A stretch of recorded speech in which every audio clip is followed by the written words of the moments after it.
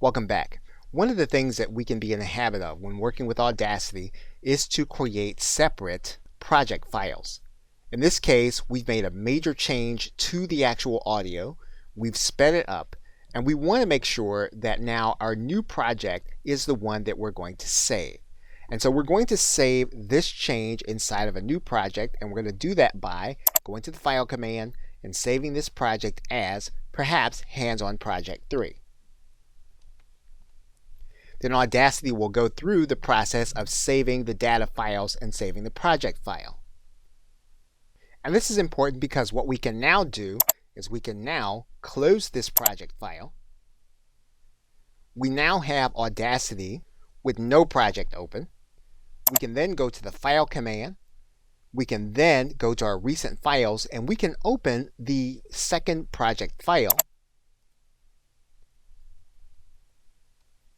And one of the things you'll notice is that the project file is where we were at the beginning of working with it when we saved it as Hands-On Project 2.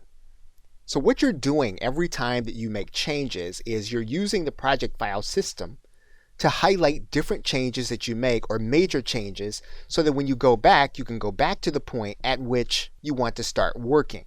Now, it's a good idea to name these project files according to the changes that you've made.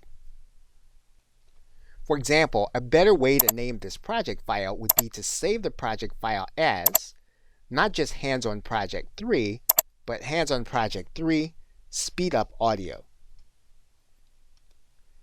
And then you can click Save.